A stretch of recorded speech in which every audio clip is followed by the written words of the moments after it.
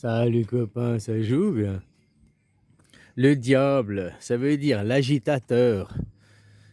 Aujourd'hui, Trump, c'est lui le diable, c'est lui l'agitateur avec ses déclarations. Un coup il pleut, un coup il neige, hein, il fait la pluie et le beau temps. Un coup, voilà, il n'arrête pas de changer de déclaration, quoi. Hein, voilà, c'est un essayiste, comme les écrivains. Avant, c'était des écrivains, parce qu'ils écrivaient quelque chose, ils essayaient pas de t'implanter des idéologies.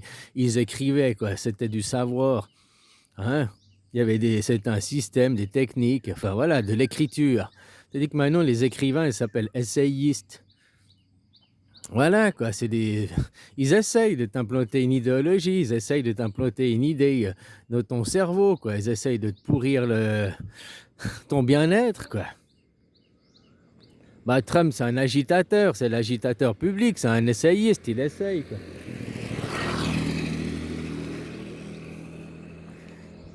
Regarde, maintenant, t'as vu, avec Brigitte Macron, là, il vient de dire qu'elle était belle, elle était plus belle que Candace Owen. T'as vu, c'est vrai cette affaire, Candace Owen.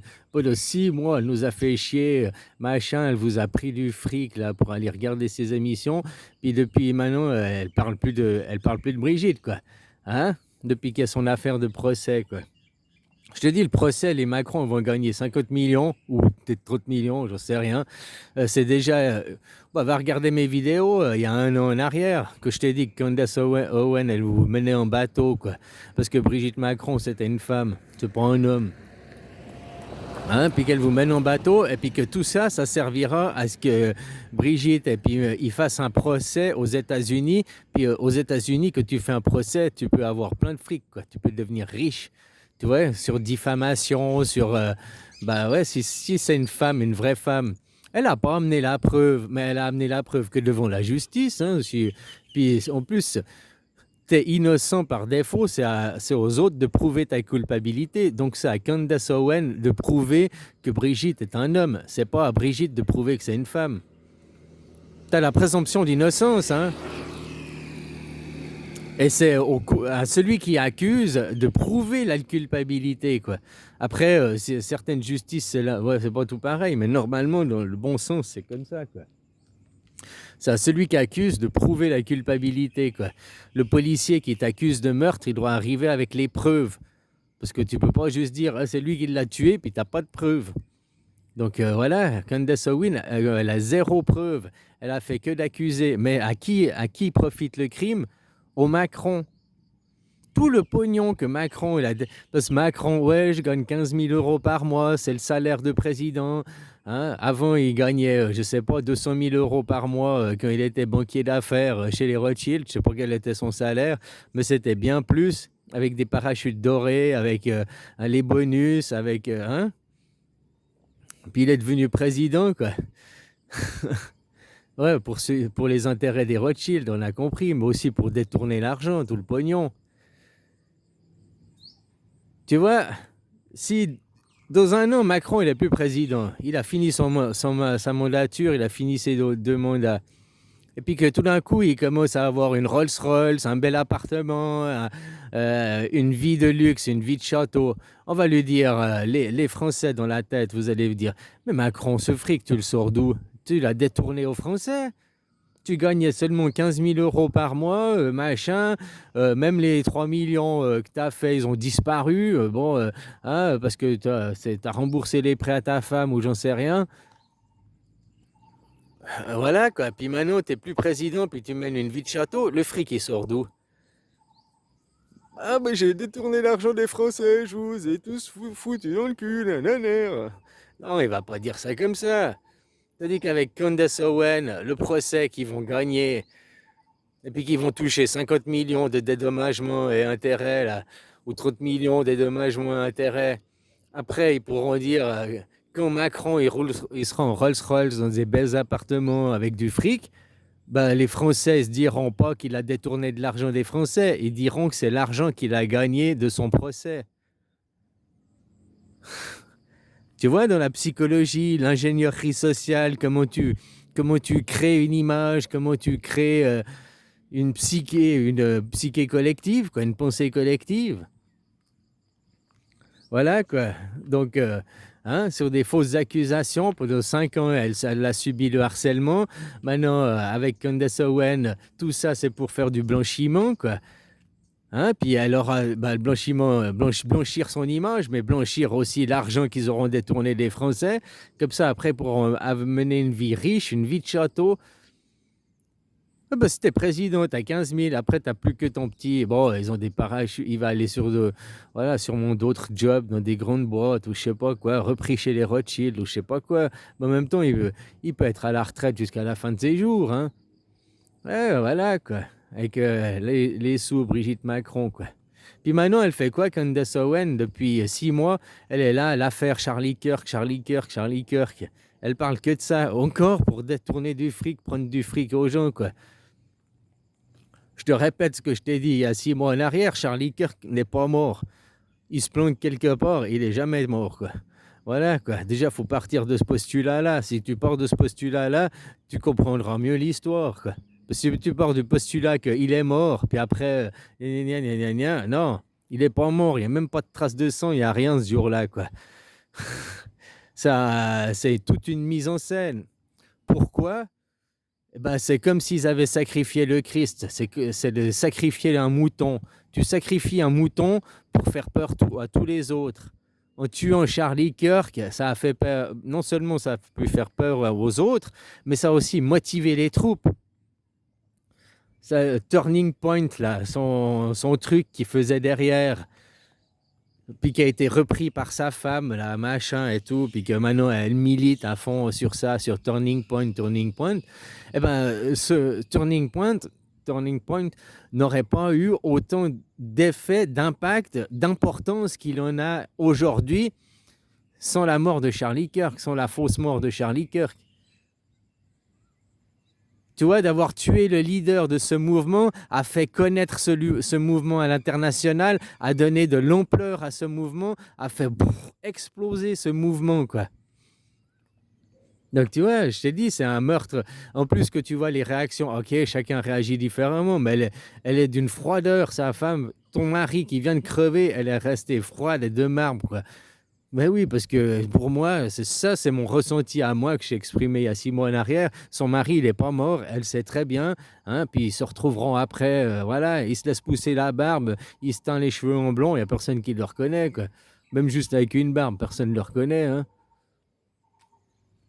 Regarde les gens comme, t'as vu Epstein, il y a des gens qui font des photos, des sosies de Epstein qui lui ressemblent, puis ils disent, oh, le voit, il est pas mort, la preuve, regarde ici en Californie, oh, la preuve ici en Israël, oh, avec des sosies, des gens qui ont une ressemble, ou des photos truquées de l'intelligence artificielle aussi. Hein? Si tout le monde te croit mort, tu es anonyme. Et toi, tu dis, mais ben non, il est mort. Moi, je suis un sosie, on se ressemble, c'est tout, quoi. Voilà, ça te fait rester dans l'anonymat.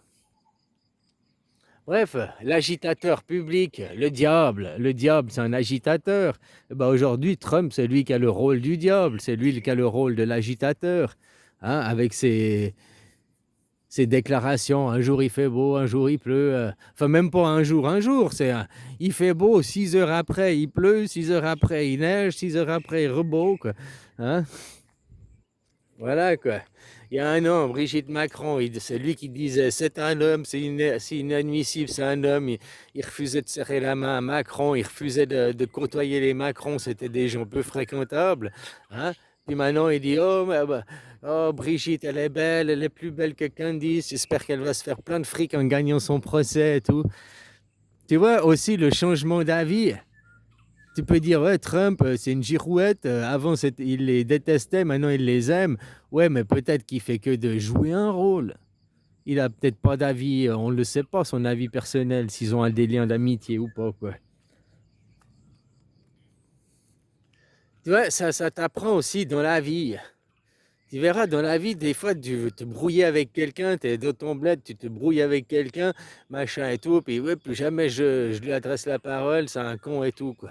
6 mois, 2 ans, 3 ans après, Tout d'un coup, tu changes de travail, tu as un nouveau travail, ou tu changes de ville, tu as un nouveau... hein, et puis, tout d'un coup, tu sais pas pourquoi qu'avec cette personne, tu t'es embrouillé quelques années, quelques mois à l'avance. C'est l'oncle ou le cousin, ou ils sont de la famille avec cette nouvelle personne. Et puis toi, le contrat que tu aimerais avoir pour ton nouvel emploi ou bien ton nouvel appartement, ou je sais pas quoi, eh ben, ton, ta casserole que tu as laissée en arrière 5 ans, 6 mois avant, avec l'autre personne qui est de la famille, et ben maintenant ça ressurgit. Et puis ouais, non, tu décroches pas le job parce que tu as fait ça avant, ou que tu décroches pas l'appartement parce qu'il y a eu ça avant. Il faut d'abord retourner en arrière, puis aller s'excuser vers la personne, quoi. Aller dire d'accord, j'ai fait une erreur, d'accord. Le monde, il est petit, quoi. C'est ça que les gens y croient. C'est les gens qui vivent en ville qui croient qu'ils peuvent avoir l'anonymat parce que tout le monde s'ignore, quoi, à force de vivre entassés les uns sur les autres, quoi. Mais le monde, il est très petit, quoi. Le monde, il est petit, hein. Quand il y a une rumeur, elle fait vite le tour du monde, une rumeur, quoi. Ah, bah, regarde avec les prix du pétrole, il y a eu une rumeur de Détroit d'Ormuz fermé, 30 centimes, le pétrole, il a pris en une nuit, quoi. Ouais. Ouais, tu vois, des rumeurs, voilà, puis la spéculation derrière, les peurs de ceux qui veulent se faire du fric de Wall Street, quoi. Tu vois, encore aujourd'hui, on voit que le problème, il agite, l'agitateur agite, mais qui c'est qui fait monter les prix, vu que le détroit d'Ormuz en réalité n'a jamais été fermé, quoi, sauf pour les États-Unis. Eh bien, c'est Wall Street derrière et la spéculation. Pourquoi les prix en France ils sont devenus autant chers? Seulement 10% du pétrole français passe par le détroit d'Ormuz. 10% du pétrole français. Donc ça devrait quasiment avoir aucun impact sur votre prix à la pompe.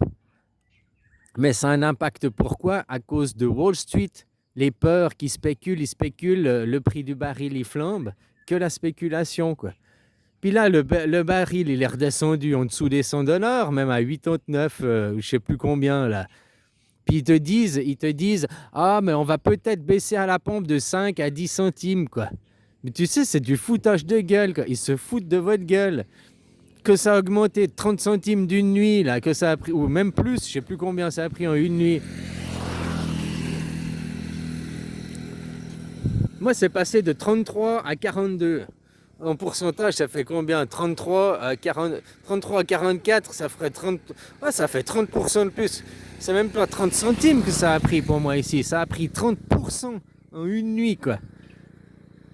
Le pétrole, quoi.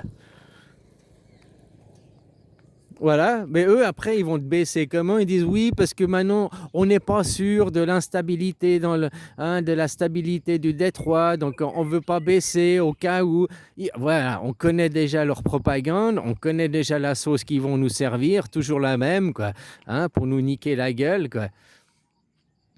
Voilà, quoi. Mais le détroit d'Ormuz, eux, quand ils ont annoncé que c'était fermé, paf, 30% en une nuit, quoi, 30 centimes en une nuit, pour ça fait chez vous, quoi. Hein? C'est fou, ça. Pour que de la spéculation, parce que le pétrole qui te vendait à la pompe entre aujourd'hui et puis demain, c'est le pétrole qui vient des mêmes barils, qui a déjà été acheté 1 mois, 2 mois, 3 mois à l'avance, quoi. C'est pas du pétrole qui a été acheté aujourd'hui, quoi. Hein? Mais par contre, la répercussion des prix, elle est directe, elle est effective. Tu vois, c'est comme les impôts, quoi. Les impôts t'obligent de payer 1 euro, ils te poursuivent et puis ils te disent que tu as essayé de faire une fraude fiscale alors que tu t'es trompé juste de chiffre, quoi, tu vois. Par contre, que c'est des riches, ah, c'est de l'optimisation fiscale, oh, c'est bien, c'est... Hein? Voilà, toi que tu oublies de payer 1 euro, il te tombe sur le dos direct, quoi. Mais quand c'est l'État qui te surfacture de 10 euros, toi, pour récupérer les 10 balles, tu dois faire la croix et la bannière, quoi.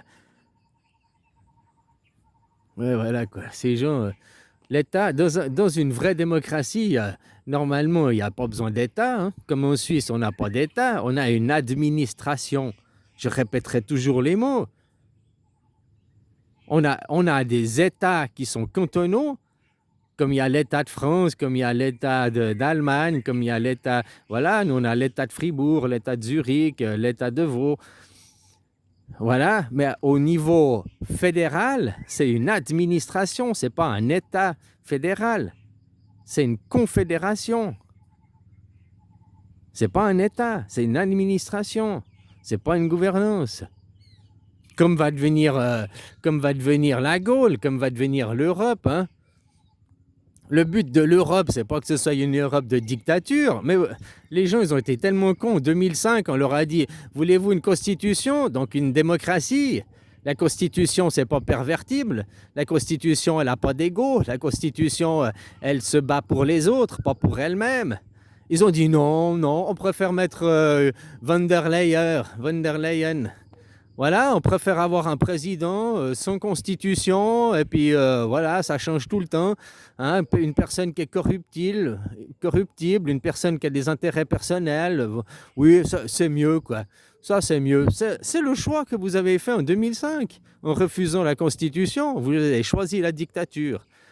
Donc aujourd'hui, il faut vous réaliser votre erreur, que vous avez fait un mauvais choix, parce que vous avez cru le diktat que accepter la Constitution, c'était adhérer à l'Europe. Tu vois les mots comme vous vous faites niquer. Voulez-vous une Constitution? Oui ou non? Voulez-vous quelque chose qui est incorruptible? La Constitution, on ne peut pas la corrompre, c'est un bout de papier qui n'a pas d'ego. Ou bien vous voulez quelqu'un qui a un ego et qui est corruptible aux commandes. Vous avez choisi de mettre quelqu'un qui a un ego et qui est corruptible et qui a des intérêts personnels à défendre. Von der Leyen, la crise du Covid, son mari qui travaille pour les pharmaceutiques, qui a des intérêts chez Pfizer, machin et tout, quoi. Faut commencer à faire. Tu sais, c'est comme les petits points, tu sais, les dessins, pour les dessins d'enfants, tu as le point 1, tu relis au point 2, tu relis au point 3, tu relis au point 4, puis ça te donne un dessin, un tableau d'ensemble, quoi. Hein?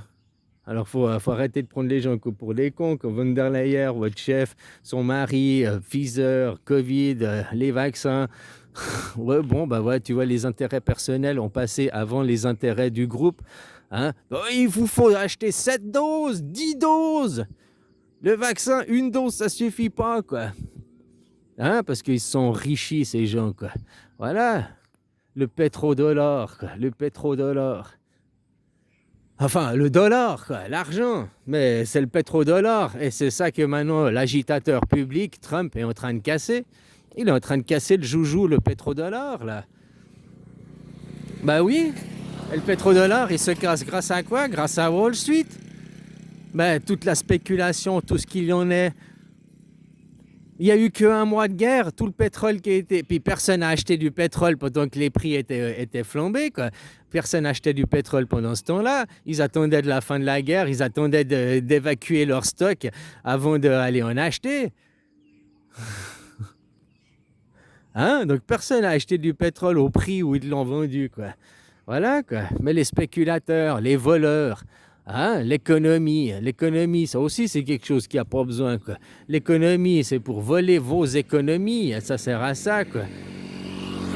Parce qu'une économie, elle se fait par des produits, par la fabrication de produits et pas par les services. Normalement, les services, c'est gratuit. Tout ce qui est du secteur tertiaire, ça devrait être gratuit. Ça devrait être du service, ça devrait être gratuit, quoi. Oui, on rend service aux gens, gratuitement, quoi. Voilà comme c'est la vie. Mais maintenant, quand on fait payer les services, hein, même va faire un bisou à ta grand-maman. Ah, j'y vais que si elle me donne 20 francs, quoi. Hein? Même le bisou à grand-maman, tu y vas parce que tu as de l'argent, quoi.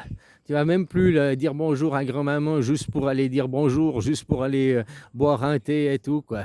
Hein? Non, non. Ce monde, je te jure, quoi. Bah, voilà, je suis content de voir sa déchéance, je suis content de vous voir vous écrouler, hein? Et puis de voir le monde, que ça fait 9 ans que je vous explique, se manifester et arriver, quoi. Le monde de la gratuité, avec des hôpitaux gratuits, des écoles gratuites. Fini les écoles privées, là. Hein? Fini les hôpitaux, les cliniques privées. Fini tout ce monde du privé, hein? Où on te prive de tes libertés au final, où on te prive de ton argent. Oui, parce que les cliniques privées, elles sont financées par les services publics. Les écoles privées sont financées par des services publics. Alors, tu vois, si c'est privé, il ne devrait avoir aucune intervention du public, si ce n'est la loi. Hein, c'est pas que c'est une clinique privée qu'ils auraient le droit d'être hors la loi, quoi. Voilà. Mais grâce à l'agitateur public, grâce à Mr. Trump, je te dis, vous finirez tous par dire merci à Israël. Pas à cause de la guerre, pas à cause du massacre, pour ça ils vont être jugés, mais à cause que depuis 2 ans et demi, c'est des agitateurs aussi. Ils agitent au Moyen-Orient, ils agitent quoi pour aussi écrouler le pétrodollar. Tu sais, c'est ça qui est dingue, les intérêts d'Israël. Eux, ils s'en foutent qu'il y a Eux, c'est les banques. Eux, c'est les banques, voilà. Et puis, ils s'en foutent que ce soit le pétrodollar le leader, ou bien le dollar or, comme c'était avant, ou bien le dollar intelligence artificielle, je sais rien, un futur dollar, ou un dollar basé sur une vraie réalité. Eux, ils s'en foutent parce que c'est eux qui détiendront toujours les banques. Et puis, tant que le système de banque, il est le même, peu importe le pays et tout, qui fonctionne avec les intérêts et l'usure, eux, ils sont gagnants. Donc eux, pour Israël, tant qu'on ne va pas tuer l'usure, tuer les intérêts, eux, ils détiennent les banques, eux, ils sont contents, quoi. Ils ont l'usure, ils ont les intérêts, quoi. Hein, ils s'en foutent que ce soit pétrodollar ou dollar or ou machin et tout, ils ont les banques. Ils ont pas le système monétaire, ils n'ont pas le dollar, mais ils ont les banques. Peu importe que ce soit du dollar, du yen, du franc suisse, du machin, ils ont les banques, ils ont le système bancaire, quoi.